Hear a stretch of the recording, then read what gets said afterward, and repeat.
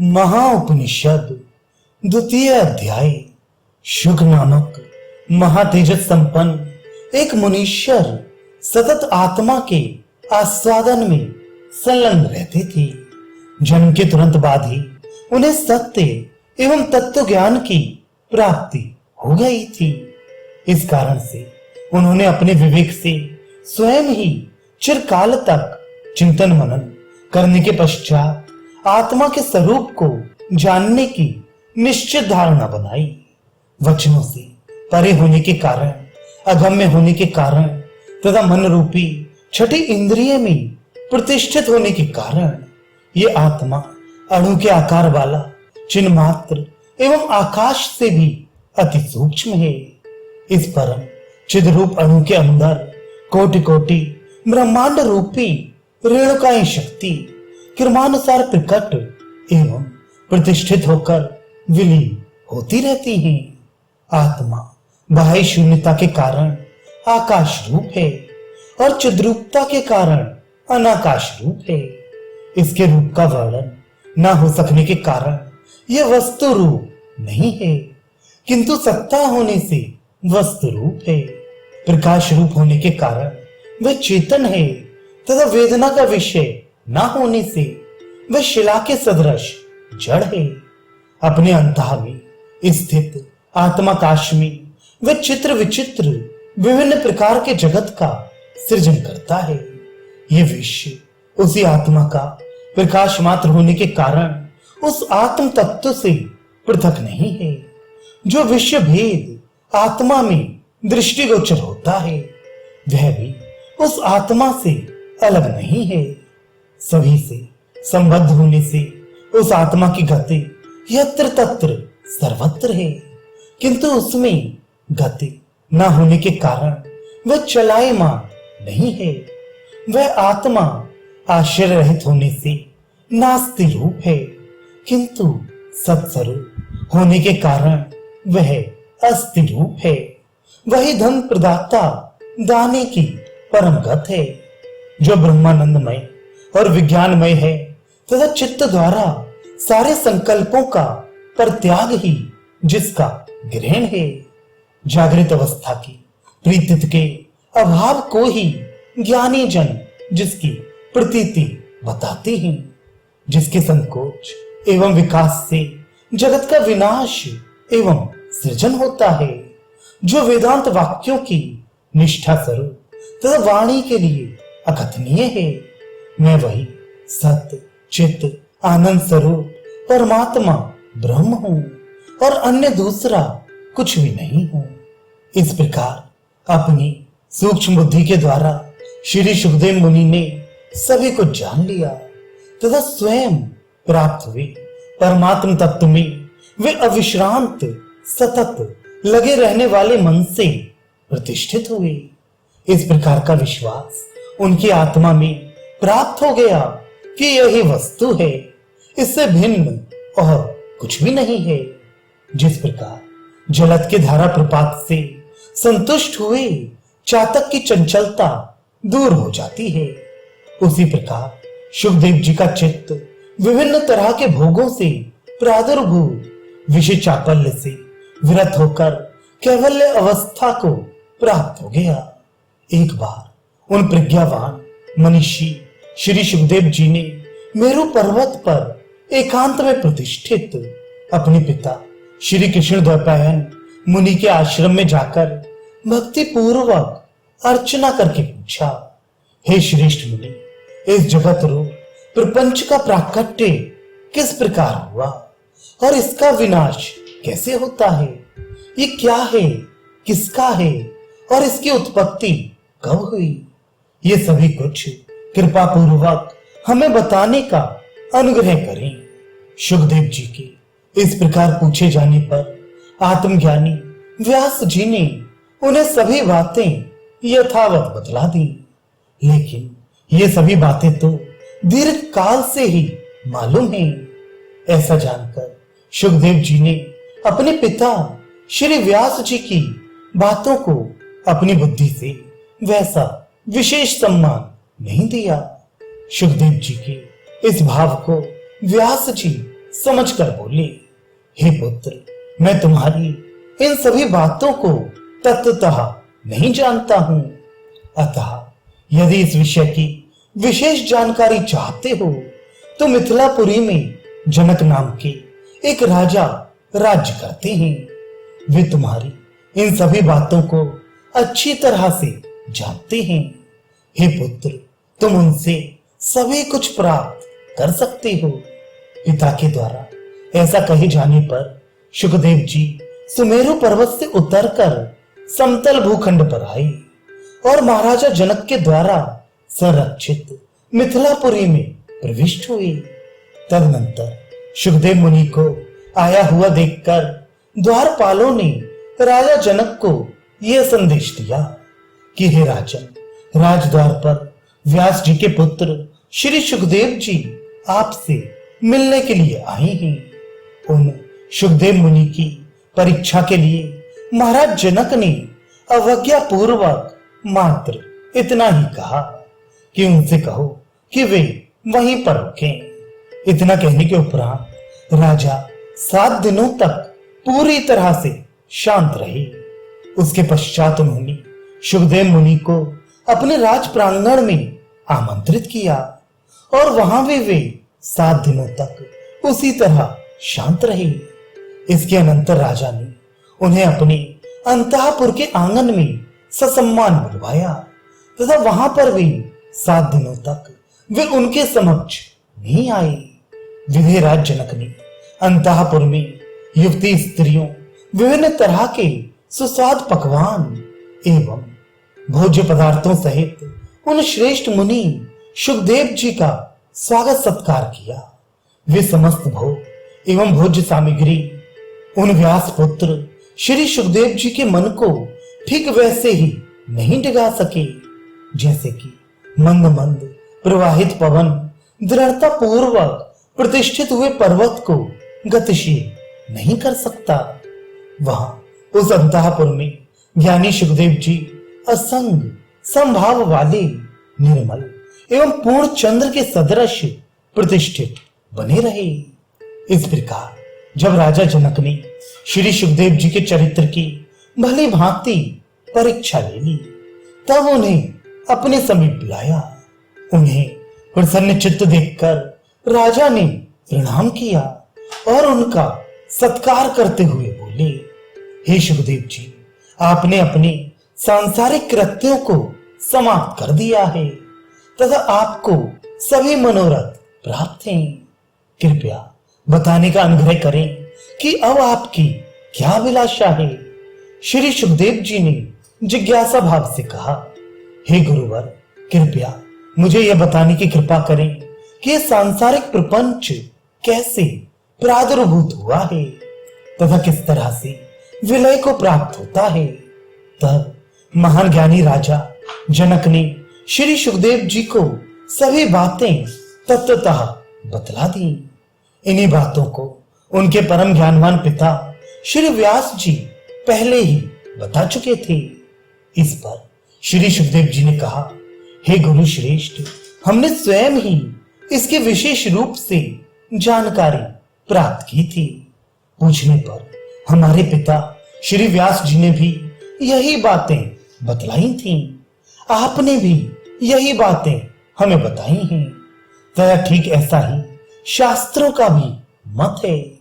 मन के विकल्प से ही प्रपंच की उत्पत्ति होती है और उस विकल्प के विनष्ट हो जाने पर इस प्रपंच का भी विनाश हो जाता है। यह जगत निंदनीय एवं सार रहित है, ऐसा निश्चित है। तब हे महान ज्ञानी राजन, यह सब जीवन आदि क्या है? कृपा करके मुझे यथार्थ रूप से समझाने की कृपा करें।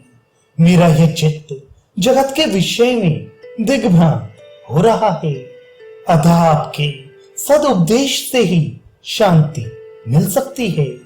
इसके पश्चात राजा जनक ने कहा, हे शुकदेव जी, अब मैं आपके प्रति संपूर्ण ज्ञान को विस्तार पूर्वक कहता हूं। सुनो, ये ज्ञान समस्त ज्ञानों का सार एवं सभी रहस्यों का रहस्य है। अतः इसके जान लेने से वह पुरुष अति शीघ्र मुक्ति को प्राप्त कर लेता है। विधेयराज ने कहा कि यह दृश्य जगत है ही नहीं। ऐसा पूर्ण बोध जब हो जाता है तब दृश्य विषय से मन की शुद्धि हो जाती है, तब यह ज्ञान पूर्ण हो जाता है और तभी उसे निर्वाण रूपी परम शांति मिल जाती है। जो वासनाओं का निशेष परित्याग कर देता है वही वास्तविक श्रेष्ठ त्याग है। उसी विशुद्ध अवस्था को ज्ञानी जनों ने मोक्ष कहा है। पुनः जो शुद्ध वासनाओं से युक्त है, जो अनर्थ शून्य जीवन वाले हैं और जो ज्ञेय तत्व के ज्ञाता हैं, हे महान ज्ञानी सुखदेव जी, वे ही मनुष्य पूर्ण जीवन मुक्त कहे जाते हैं। पदार्थों की भावनात्मक दृढ़ता को ही बंधन और वासनाओं की क्षीणता को ही मोक्ष कहा गया है। जिसे तप आदि साधनों के अभाव में स्वभाववश ही सांसारिक भोग अच्छे नहीं लगते, वही पुरुष जीवन मुक्त कहलाता है। जो प्रतिपल प्राप्त होने वाले सुखों या दुखों में आसक्त नहीं होता तथा जो न हर्षित होता है और ना ही दुखी होता है, वही जीवन मुक्त कहलाता है।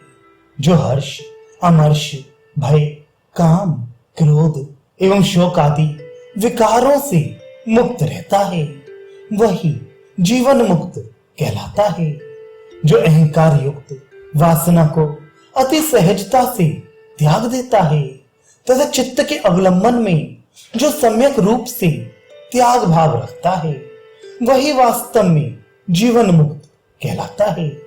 जो सदैव अंतर्मुखी दृष्टि वाला, पदार्थ की आकांक्षा से रहित और किसी भी वस्तु की अपेक्षा अथवा कामना से रहित सुषुप्ति के समान अवस्था में विचरण करता रहता है, वही मनुष्य जीवन मुक्त कहलाता है।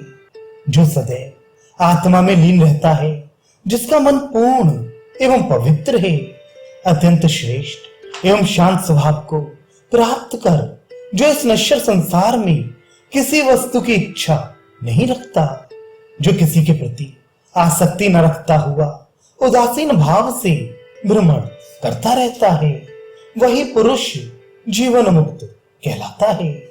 जिसका हृदय किसी भी पदार्थ में लिप्त नहीं होता तथा जो चेतन सद्ज्ञान युक्त स्वरूप वाला है, वही पुरुष जीवन मुक्त कहलाता है। जो पुरुष राग द्वेष, सुख दुख, मान अपमान, धर्म अधर्म एवं फलाफल की इच्छा आकांक्षा न रखता हुआ सदैव अपने कार्यों में व्यस्त रहता है, वही मनुष्य जीवन मुक्त कहलाता है। जो अहम भाव को त्याग करके मान एवं मत्सर से रहित, उद्वेग रहित तथा संकल्प विहीन रहकर कर्म करता रहता है, उसी पुरुष को ज्ञानी जन जीवन मुक्त कहते हैं। जो सर्वत्र मोह रहित होकर साक्षी भाव से जीवन यापन करता है तथा बिना किसी फल की कामना किए ही अपने कर्तव्य कर्म में रत रहता है, वही जीवन मुक्त है। जिसने धर्म अधर्म का, सांसारिक विषय के चिंतन का तथा सभी तरह की कामनाओं का परित्याग कर दिया है, उसे ही जीवन मुक्त कहा गया है। यह समस्त दृश्य प्रपंच जो दृष्टिगोचर हो रहा है, उसका जिसने पूरी तरह से परित्याग कर दिया है, वही जीवन मुक्त कहलाता है। जो ज्ञानी पुरुष खट्टे, चरपरे, कड़वे, नमकीन, स्वाद युक्त एवं अस्वाद को एक जैसा मानकर भोजन ग्रहण करता है, वही जीवन मुक्त कहलाता है। जरा, मृत्यु, विपत्ति, राज्य एवं दारिद्र्य आदि में जो समान भाव रखते हुए हर स्थिति में संतुष्ट रहता है, वही जीवन मुक्त कहलाता है। जिसने धर्म अधर्म, सुख दुख एवं जन्म मृत्यु आदि का अपने हृदय से पूर्ण रूपेण परित्याग कर दिया है, वही वास्तव में जीवन मुक्त कहलाता है। जो मनुष्य उद्वेग एवं आनंद से रहित है तथा शोक और हर्षोल्लास में समान भाव एवं परिष्कृत बुद्धि से संपन्न है। सभी तरह की इच्छाओं एवं आकांक्षाओं, कामनाओं तथा सारे निश्चयों को जिसने मन से पूर्णतः त्याग दिया है, वही जीवन मुक्त कहलाता है। उत्पत्ति, पालन एवं प्रलय की अवस्था में तथा प्रगति और अवनति में जिस पुरुष का मन समान रहता है, वही जीवन मुक्त कहलाता है। जो किसी के प्रति ईर्ष्या, द्वेष आदि के भाव नहीं रखता है, जो ना किसी की इच्छा आकांक्षा करता है, जो केवल प्रारब्धवश प्राप्त भोगों का उपभोग करने वाला है, वही जीवन मुक्त कहलाता है। जिसने सांसारिक विषयों की प्राप्ति की कामना को त्याग दिया है, जो चित्त में रहते हुए चित्त रहित हो गया है, वही पुरुष जीवन मुक्त कहलाता है।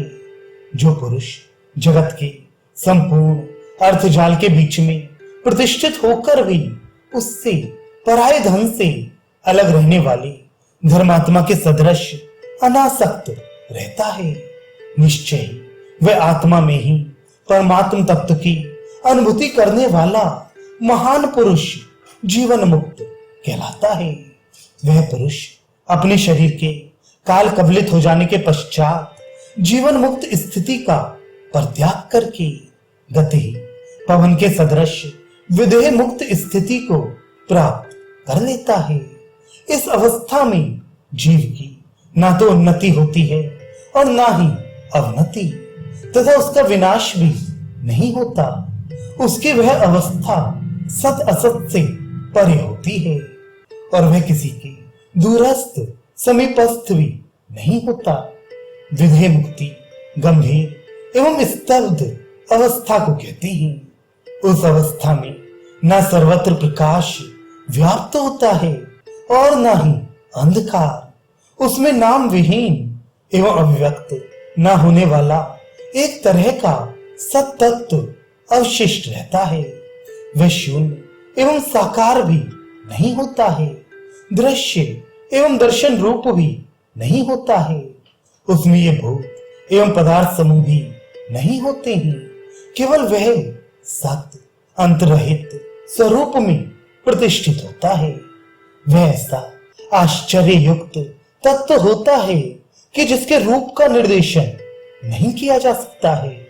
उसकी आकृति एवं प्रकृति पूर्ण से भी पूर्णतर होती है। वह न सत होता है और न असत, तथा सत असत दोनों भी नहीं होता। वह भाव एवं भावना से परे होता है। वह मात्र चैतन्य ही होता है, किंतु चित्त भी एवं अनंत भी होता है। वह जरा रहित शिव स्वरूप एवं आत्म कल्याण प्रद होता है। उसका आदि मध्य एवं अंत भी नहीं होता। वह अनाद एवं दोष रहित होता है।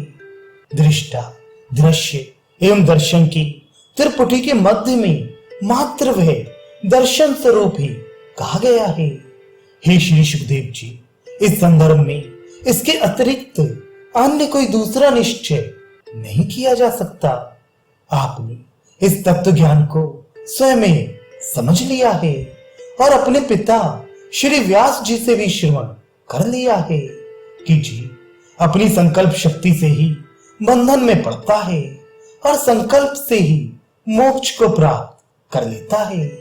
अतः आपने स्वयं ही उस तत्व ज्ञान को प्राप्त कर लिया है, जिसे जानने के पश्चात इस नश्वर जगत में साधु जनों को सभी दृश्यों से अथवा भोगों से विरक्ति पैदा हो जाती है। आपने पूर्ण चैतन्य अवस्था में पहुंचकर सभी प्राप्त होने वाले पदार्थों को भी प्राप्त कर लिया है। आप तप स्वरूप में स्थित हैं। हे ब्राह्मण, आप मुक्त अवस्था को प्राप्त हो चुके हैं, अतः भ्रांति का परित्याग कर दें। हे सुखदेव जी, बाह्य एवं अति बाह्य अंत में एवं उसके भी अंतरंग को देखते हुए भी आप नहीं देखते हैं। आप सर्वदा पूर्ण कैवल्य अवस्था में साक्षी भाव से विद्यमान हैं। विधिराज जनक की इस तत्व दर्शन को सुनने के पश्चात श्री सुखदेव शोक, भय एवं श्रम विहीन होकर, संशय रहित और कामना रहित होकर, परम तत्व रूप आत्मा में स्थित होकर शांत भाव से विश्राम को प्राप्त हुए। अखंड समाधि हेतु वे सुमेरु पर्वत की चोटी की ओर वापस चले गए।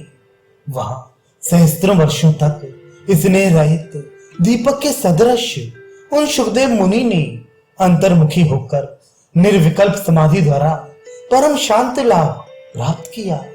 संकल्प रूपी दोषों से मुक्त शुद्ध स्वरूप, पवित्र, निर्मल एवं वासना रहित होकर वे महान ज्ञानी सुखदेव जी अपने आत्म पद में वैसे ही एकाकार हुए जैसे कि जल कण महासागर में विलीन होकर समुद्र रूप हो जाते हैं।